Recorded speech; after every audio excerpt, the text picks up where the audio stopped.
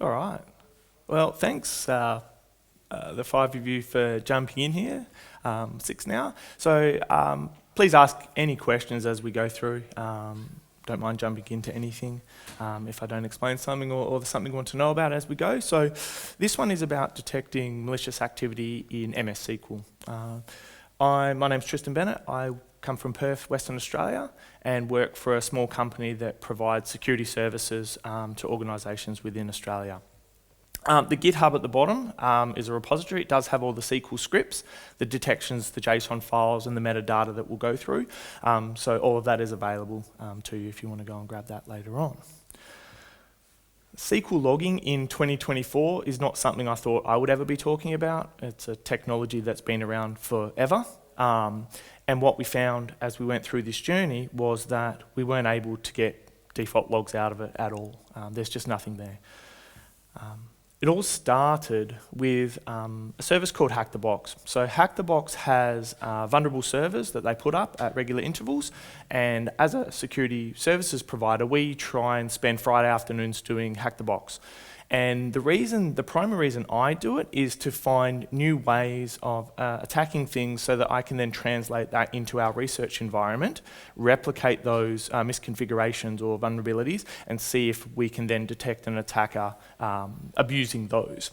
For this particular box, it was called SQL, and the initial vector that we got in by was using a stored procedure here called dirry, an extended stored procedure, which allowed us to get the hash of the account that was running the SQL service. Once we had that, we were able to log on with that hash and continue the attack that way. So that was really cool. And so then what we thought was, we've had pen testers in the past come into environments.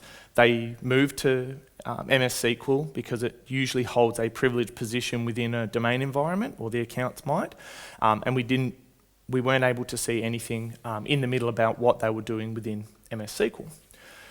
And so we thought this would be a 5-minute job. We'll Google some advice on how to get logs out of MS-SQL. It's been around forever. There must be a huge body of knowledge. We'll be able to implement that. We'll write some detections. We'll do our testing as normal, and we'll go from there. The problem was that just didn't exist.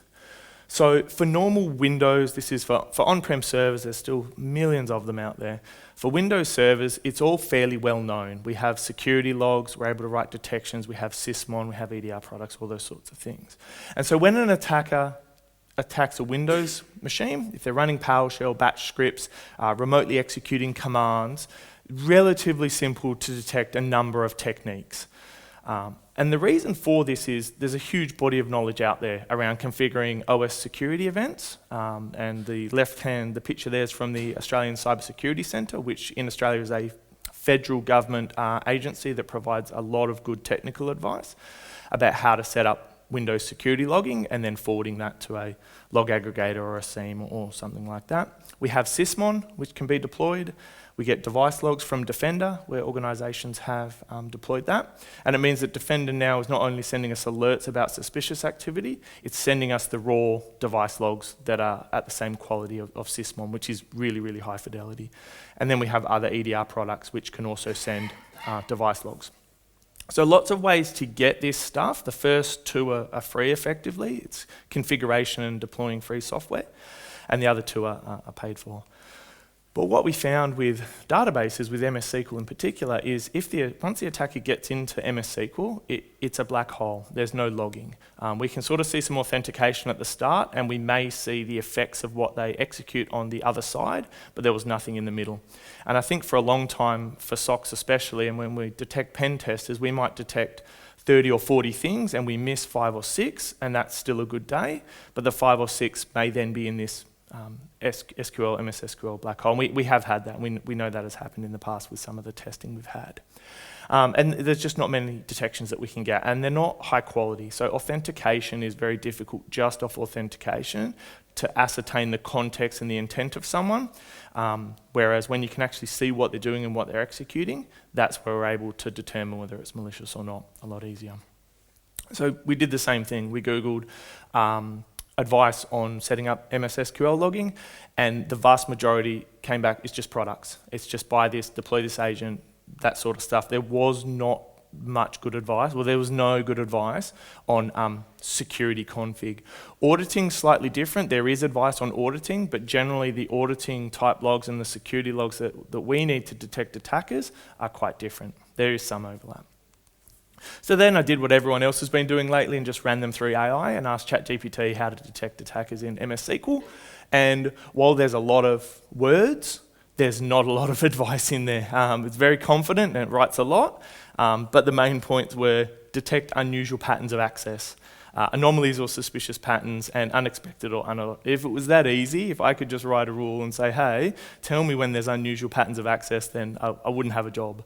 So all of the advice was very, very high level, nothing that I could actually technically work with or implement.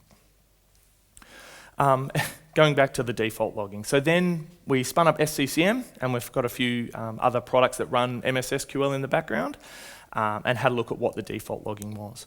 And there are no security audits, there are no database specifications, and there are no server audit specifications.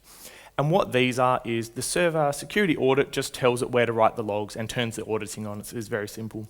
The database audit you do for each database that you want to monitor. So the majority of these for us was in the master database because that's always there and it's not custom. And then MSDB, I believe, has jobs and other things that run in MS-SQL. And then the server audit is more across the whole server, so granting privileges to user accounts, not specifically for a database, but across the database server, are held in the server audit specifications, as well as authentication. And there's none of those by default. There is one you can check very easily, which is the auditing for logons, and we used to turn this on for both failed and successful logons. The problem with this is that every time SQL runs internal jobs and does things internally, it will generate login or authentication events, and they're very high volume and very low value. So now with the audit spec that you'll see later on, we've actually told organisations to turn that login auditing off if they don't need it for audit purposes. So every time I mention something and say we've turned it off, that's the caveat. If you need it for auditing, that's different. We don't need those logs for detecting attackers or attack tools or techniques and things like that. So what we ended up having to build out of all this, which turned into sort of an 8 to 12 week journey to get what we would consider the baseline monitoring for MS-SQL, was a set of configurations, which is very generic. It doesn't include custom stuff for each organisation we work with. That's sort of phase 2. Documentation, and the reason this was important was database administrators sometimes don't want certain things audited, or they may ask why we're auditing a particular stored procedure or a piece of config in our audit scripts. And what we're able to do with this documentation was link it back to our detections and show them as part of an attack chain, this is why we need these bits of auditing. It's going to result in this detection. If it's too high volume or sensitive for the organisation, here's what you lose. And it's very easy to talk when we've got the demonstrations and are able to say, this is what you'll lose if we turn this off. It's not the end of the world. We can still detect attackers around these areas. The detections themselves, that was actually the easiest. And you'll see the logic for them is laughably simple. All of the work is in configuring and understanding the logs that are produced. Matching those to detect an attack is actually the easiest part of all of this. And then we had an attack demo. I wasn't game enough to live demo back to my machine in Perth, so I've got some videos of parts of the attack chain that abuse MS-SQL to get us a beacon back to a tool called Empire, and then to steal NTLM hashes. The config. So we did start in the GUI, turning things on and adding all of these configurations, and then we improved, and it's all in one script now. So what this one does is sets the name of our audit spec, and it tells it to write it to the application logs locally. You could write them to the security logs. We just had an issue with the account not being local admin to write to those. So for our research environment, we point them to the application log. The big difference in the Windows box is you need to be local admin to read security. You don't need to be local admin to read the application log.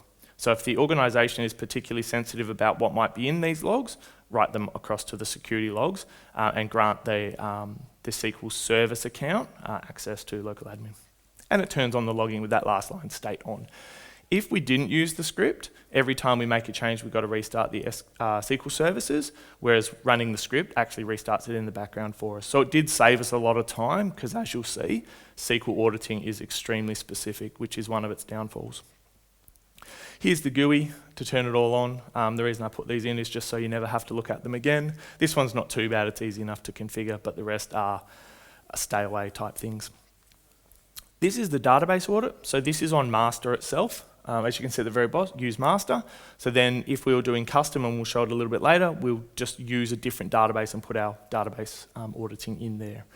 But as you can see, it's line by line. So what you can't do in SQL is say, let me know if someone executes any stored procedure. You can't do it like that. You can't use stars. You need to say, let me know if someone executes the dir tree stored procedure.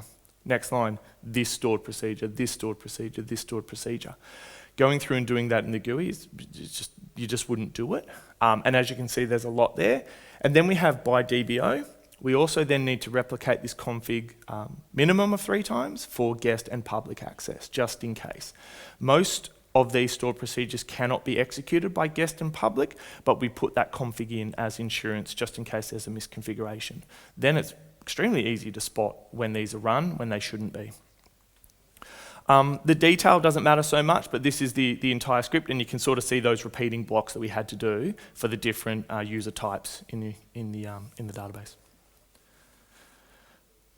Then we have the GUI. So once again, don't do it this way. This is how I started, and each line is a drop down till we get, so you drop execute down, you drop object down, all of this is manual, it doesn't pre-populate. Then you search for the stored procedure you want, and the other thing we found is not all of the stored procedures are in the GUI. So we audit some of the stored procedures in the SQL script that are not available here, and that was a big time waster because we didn't know how to audit certain stored procedures in the GUI. When we added them in, based on what we thought the names would be in the SQL script, it all worked, which is quite frustrating that it's not exposed here. And then you'll pick your user. So you can imagine doing these line by line by line by line, and then having to do it 3 times for each of the user types. I think I got down to about here before I was like, I'm going to find out how to do this with SQL scripts properly, and saved a huge amount of time. Then we have the server audit. This isn't too bad because it's server-wide. It's not specific to databases. And you can see usual things such as group changes, impersonations, failed logins. We didn't do successful logins because the volumes, once again, because of the internal processes, they're just too high.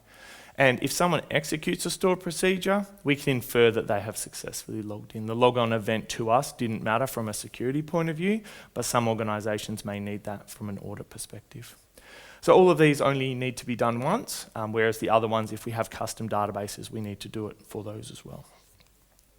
This one you could do in the GUI because you just drop these down and okay, and off you go. But you may as well just put it, the scripts are available in that GitHub repository. You may as well just put them into one script and go. This is what it looks like if we just paste that into sort of the management studio and run it, and we just get a nice single line completed successfully. In the GitHub repository, there's 2 versions of the script. There's a pre-2017 and a post-2017, and that's because before 2017, there's a particular extended stored procedure that's not in the database, and so it errors out. And that's the trusted assembly one that's in there somewhere, and it's quite cool. I'll show you that one in a sec. So now we have in our database, if we go and have a look, under the master database, we have our master audit. Under the MSDB, we have our MSDB audit. We've got the turn on, which says, hey, write its application, and we have our server audit spec. These will come in instantly. The other thing that got me is that refresh button there doesn't refresh the whole tree. It only refreshes what you select. So if I have that selected and refreshed, it'll show that, but that one won't show up. That took me way too long to realize that all my audit specs were there. I just, on a refresh, they didn't show up. So there was just lots of these little things that kept getting in the way of getting this done quickly. Documentation. This was really important. This is what we then gave to organisations when we're first approaching them as their SOC to turn all of this stuff on. Because every time we approach infrastructure teams about adding new agents, new config, new logging, new anything, there are always questions. What impact will it have on the system? Why do we need to do this? All of those common questions that we sought to answer through a full demo and a showing of what we're going to do with these logs. And so what we did was we categorized them at the high level of the attack matrix about where it sort of fit. The tool we used to test, the specific command, and this meant for the security teams at organizations, they could go and use PowerUp SQL and run this with a different IP address, and they should generate detections for those detections, and it's because of this auditing. And that really helps the conversation where someone says, we can't, just due to volumes or something, audit, let's say, trusted assemblies. So we can say, okay, well, this is in the execution phase of an attack, and this is the detection we don't get, and then demonstrate in our environment how an attacker would use that.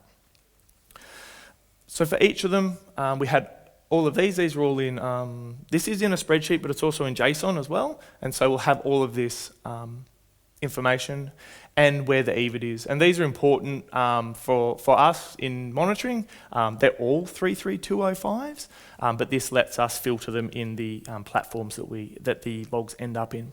And then we try to put just a sort of a more human reader. Well, I'm terrible at it because I just write the technical side of what's happening about what it's doing. So this one we can get the NTLM hash. And even though Microsoft have kind of said, get rid of NTLM for the last 20 years, I don't know of an organization who has fully gotten rid of the ability to use NTLM.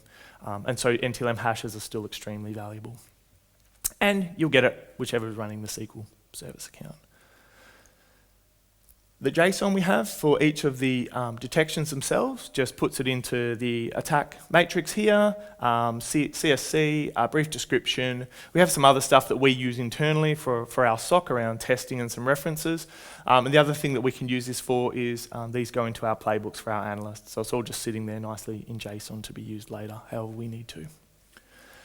And then we run a set of test JSON as well. And so it means very easily I can, testing the SP trusted assembly, I can go and grab that command, I know which tool I have to use, and I can go and test that. The vision is, as well, is we have started to construct and build out automated testing. I know that there are products out there, but for the size and the scale and what we want to do with them, they're cost prohibitive. And so what we can do is take this JSON and run automated testing in our customers quite easily. These are all in the GitHub repository as well for all of the detections and how to test them. This testing took up a huge amount of time because what we would have to do is put the config in, do the test, hope the log was created as expected, and if it wasn't, go back and either have a look at source code of tools to understand what stored procedures they were using, rerun tests again and try to get the logs. And so it was this back and forth because we couldn't say in SQL, give me a log for every execution of a stored procedure, because that's not possible. So we started with Hacktricks, which it's fantastic. It's a great resource. And what we did here was we wanted to understand, because we could go and run, this is crap map exec CME, we could go and run that and say, hey, let's steal NTLM hashes. But we don't really understand what's happening. The thing for us on the defense side is we like to fully understand what is actually happening. And so what we can do is actually run raw SQL remotely using a tool called SQL, which is just built into Linux. And so once we've logged in, we just use Kali, but once we've logged in, we can then go and run a command shell of who am I and understand a bit more what's happening, rather than just let a tool do it for us, which most attackers do. It makes it really easy because the tools try and do everything all at once, whereas if they logged in and did things one by one, it might be more difficult to detect, but it's not. And you can see here, our XP dirty stuff, this is the one that was the catalyst for everything. Also then tells you how to set up Responder, which is a piece of software that's going to capture that hash. And then, well, you need the SMB share, and then you can go and relay those NTLM hashes.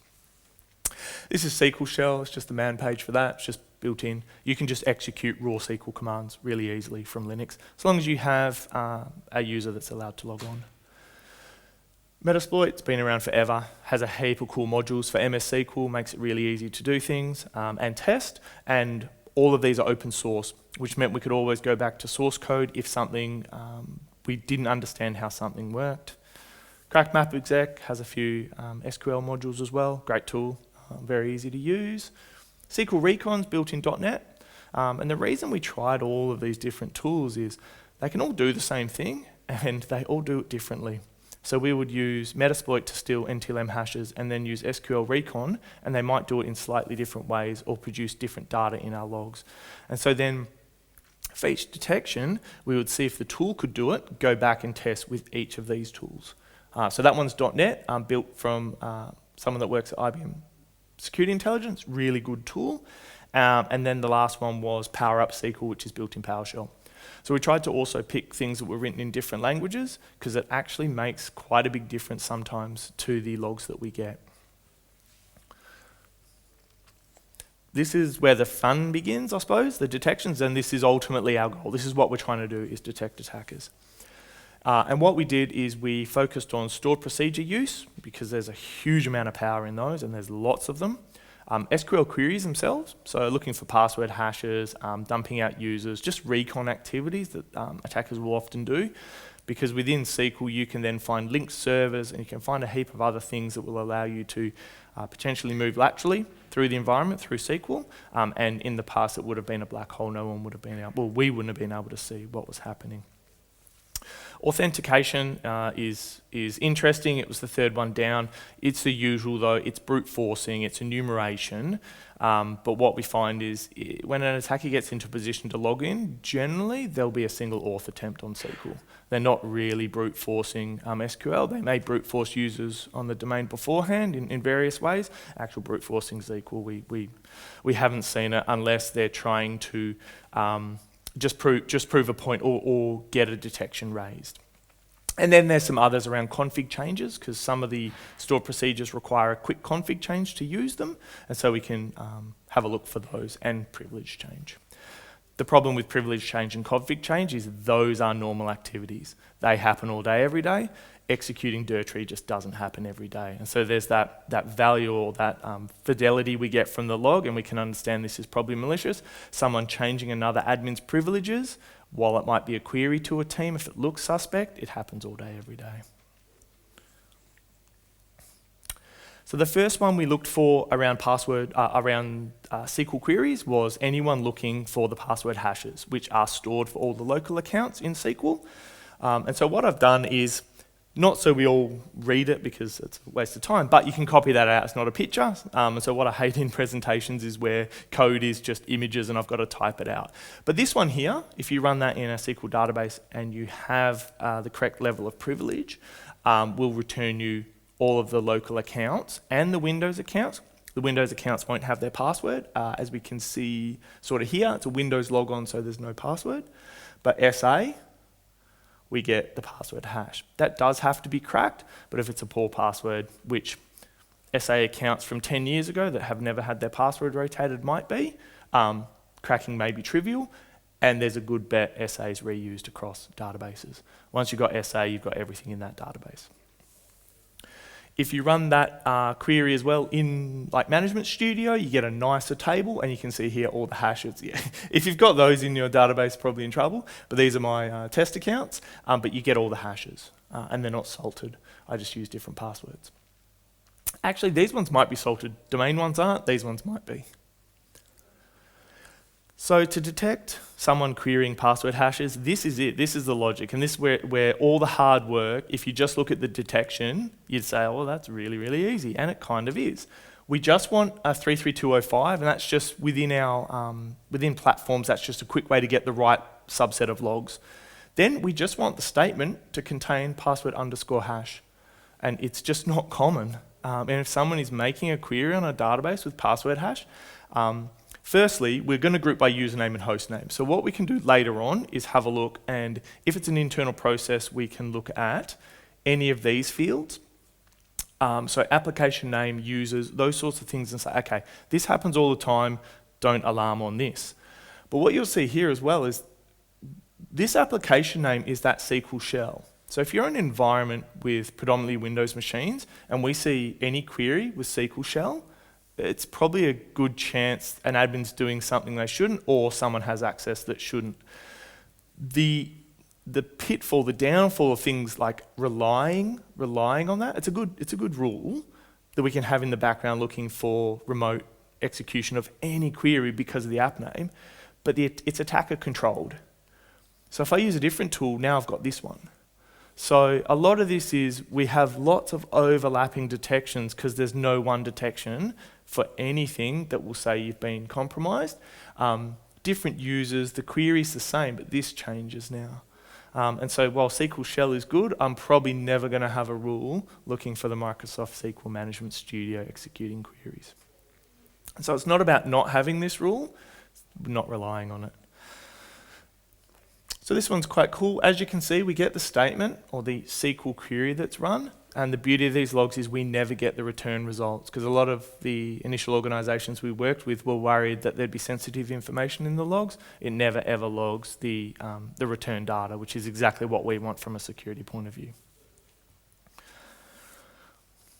So then we have stored procedures, and this is where all the power for an attacker is. These are fantastic. As you can see, there are lots. You can go and have a look at all the stored procedures in a SQL database, and for the non-extended ones, you'll have all of the code for them. So this one here is add logon, and this is what it goes and does when we use the stored procedure to add a new user to this database. And you can go and have a look and see what it does. For extended procedures, they're generally more complex, although this one really isn't, but they're generally more complex and they're implemented through DLLs. So you can't really see the code in SQL, and for us and what we needed to do, there is no point in us trying to even reverse a DLL. There's just no point. We know what it does at a high enough level to understand what an attacker will abuse it for. But as you can see, there are lots of stored procedures, extended stored procedures, sorry. You can manipulate the registry, so you can read and write the registry, and the SQL account by default will run a system, so you can change anything in the registry. And there are still cool attack techniques where you can downgrade and get plain text passwords in memory, use registry tweaks. You can enumerate lots of things, and you can copy and change files on the disk as well through SQL. You can even read files and it will just bring them back in a table. So you can read text files in SQL that are in local admin type areas on C drive. It's pretty cool. All because it runs a system or it runs as a service account, which generally has a high level of privilege. So dirty is what started all of this, and the reason it's notorious. Public can execute dirty by default, even to this day. The recommendation out there, if you look up dirty, is stop it from being publicly executable, and all the testing we've done, that's not a common config change to make. So using true and trusted Metasploit, we set all of these and we run it as an exploit, and I've just chucked that in there for anyone that does have Metasploit. All you'll need to change is obviously your authentication and your IPs, but that will then go off and try and steal NTLM hashes.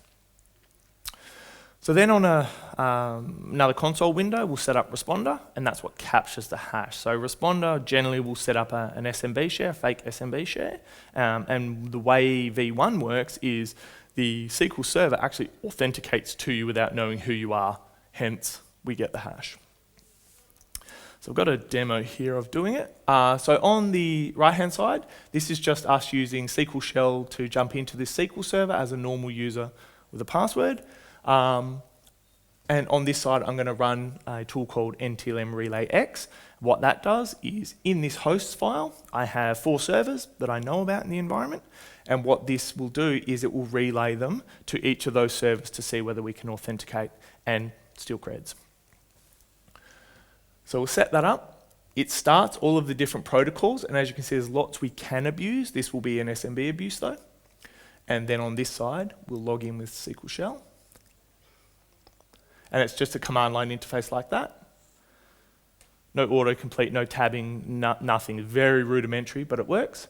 And so here we're executing dirty against this IP, which is over there, and it's an SMB share that doesn't even exist. It doesn't need to exist. So what we can see here is very quickly, it just goes and throws those NTLM authentication, relays it over to other machines. Now it does fail, because you can't really relay to yourself. easily. You kind of can, but you can't. So it fails, but we get some successes, and then we get usable hashes here. So the SQL service account is local admin on this box, and using remote registry, we can dump those hashes out. These can be used on the command line to then authenticate. These don't need to be relayed or decrypted. These are usable hashes. So the important bits here, yep, we log on, we run it. We get the account for svc_SQL. If it was the system account, it would be the hostname $, and it wouldn't be as useful. We can still use it in the domain. It is a user account. We're unlikely to be able to authenticate to other boxes. Whoops, go back. And then we get failures, we get some successes, and then here we get the LM and the NT hash, and these are usable.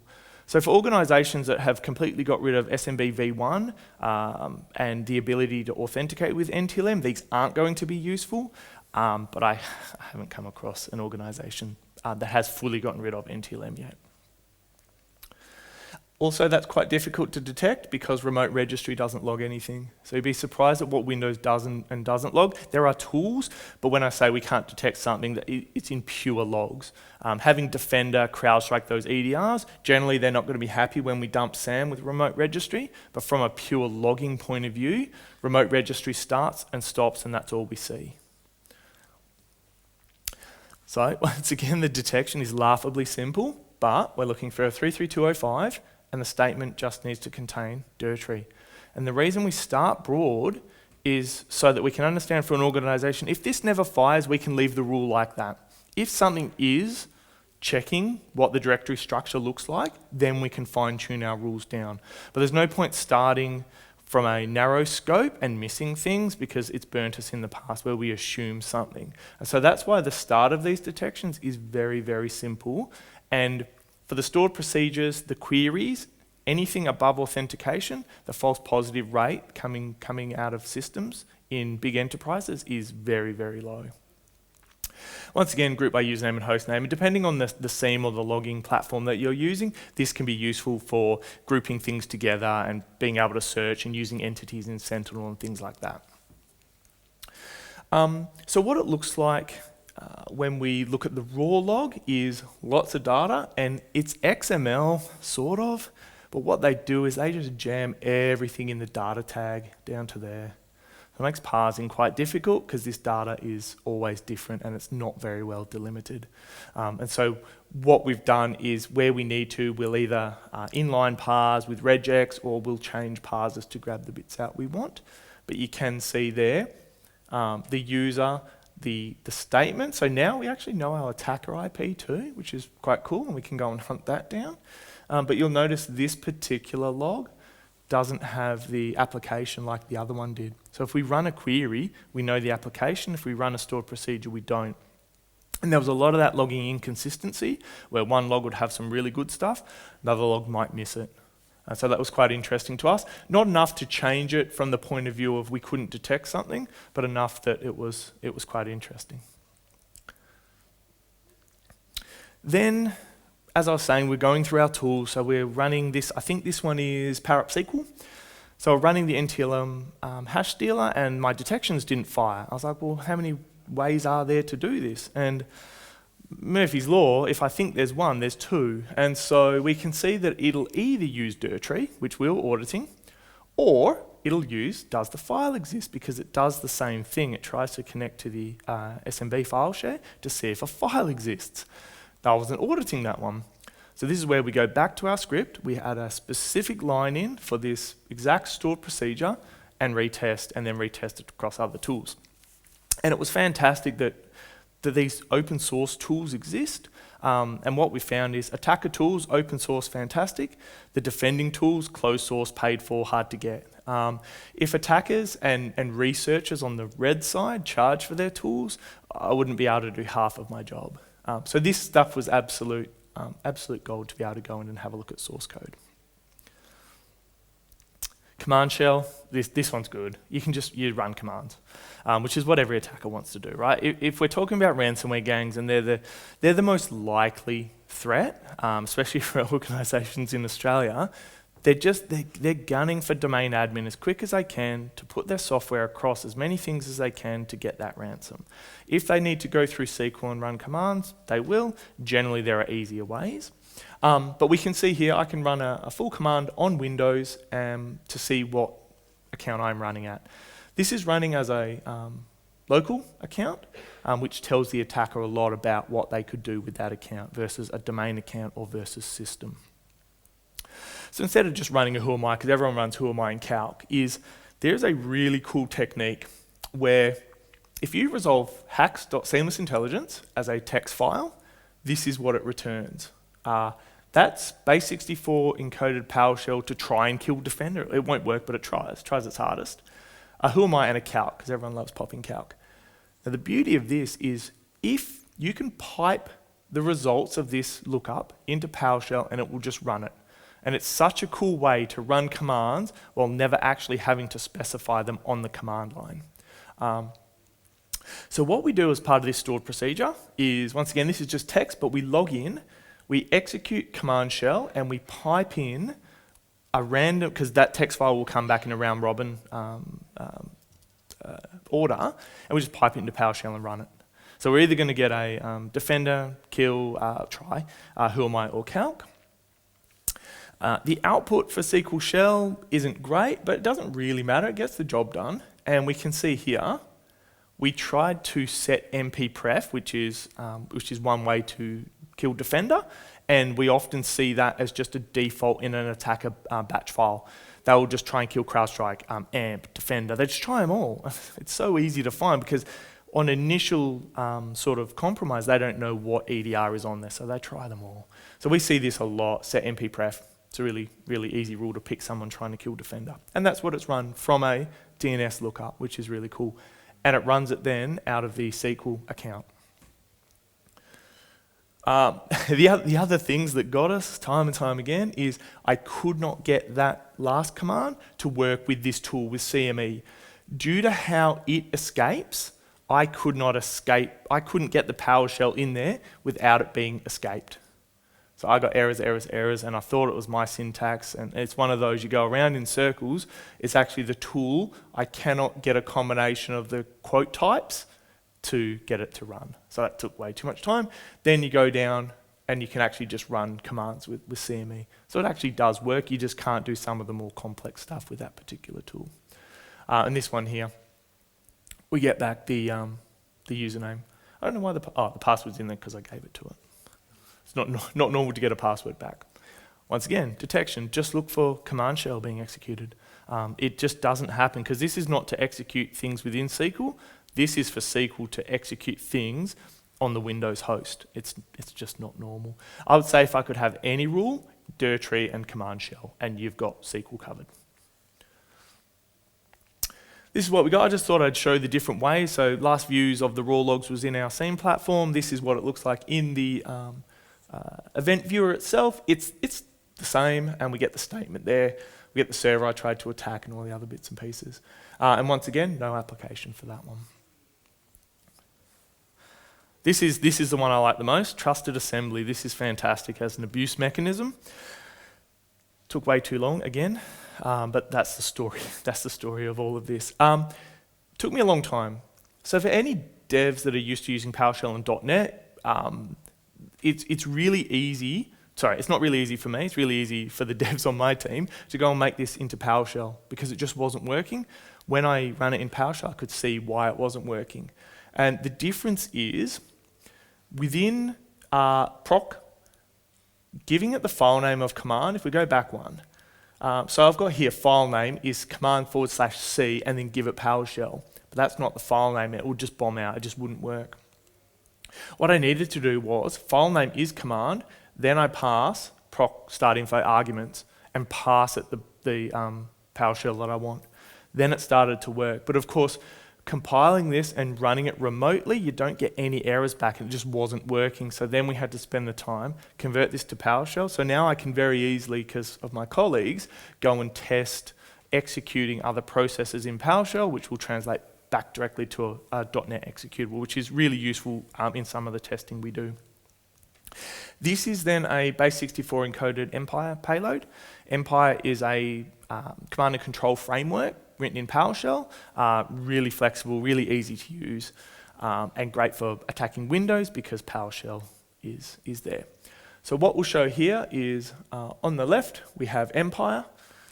Yep, we have Empire and we have no agents. That's what a callback will be called. We call it an agent. And on the right here, we're going to run a trusted assembly through SQL Recon. And we can see there, the agent's checked in. And so I even make a typo and I just didn't re-record it, but yeah, I make typos all the time. So then we'll go and interact with that particular agent. And it will give us a heap of data about what we have. So SVC SQL Corp 1, we know it's a domain account. So getting domain accounts versus local accounts is far more preferable. Then we can start to use some of the built-in modules. So we know there was, I'll go back, but we know it's also a local admin by its integrity type. And what I've done is ask it to dump all the other passwords on the system using a Mimikatz implementation in PowerShell. So what it does is it sends off the job. The agent on the box in PowerShell will run the job and return the results back into our command line. Empire and most of the C2 frameworks are really cool. It'll actually also go and put these into its vault, and so you can use these creds automatically without copying and pasting and all that sort of stuff. But that is usable on the command line. These are NTLM hashes that are usable to authenticate. So on the side here is all the cool stuff that happened in SQL. And so we don't actually get a log for what executes. We only get a log for this area here. So we download a DLL from, I just host them on our website, and we add the hash to the trusted assemblies. Once the hash is in the trusted assemblies, SQL will execute it. And yes, you need to be an admin. This is not something that guest or private can do, public could do. But once it's trusted, we load it, and there's a custom function. All the source code for this particular executable is in the GitHub repository as well. But there's a custom function name that you need to use for SQL to understand it. It will execute it, and then it will clean it up. So there's actually no evidence in the trusted assemblies after it's executed that it was ever there. And unless you're looking at them, you just won't see them because they're not logged by default. So what we get is, funnily enough, another quite simple detection. We have two. We have running of a trusted assembly, and then we have running of a trusted assembly from the web, which is even more weird than just running a trusted assembly, because it's got to be added to that set of trusted and then executed. So this one, once again, I have never seen that fire across organizations we have implemented this in. Same, username host allows us to go and check and search those easily. So then there were some struggles through all of this. The main ones, as we've seen, was the exactness of the logging in SQL is extremely difficult to work with sometimes, because if you get one of those, like if you're missing a stored procedure, you just don't get logs. And so you have to go back, add them. Testing breadth was also an issue, and that's around there's so many tools and there's so many ways to do things. If I want to do certain attacks in Windows against Kerberos, there's certain ways, there's finite ways. SQL, there was so many ways to do the same thing that then had to be retested. The log structure, which we didn't talk too much about, but it's all jammed into the data tag, which means when it comes into a scene that's expecting XML, it should actually be structured a little bit better than it is, and it took some work to get the data out that we needed. And difficulty to implement. The SQL scripts, we've leaned heavily on the organisations and their database admins to deploy it at scale. I don't know how to, and they have seemed to overcome some of those issues with deployment, and we've got it out there now on hundreds of servers, which is really cool.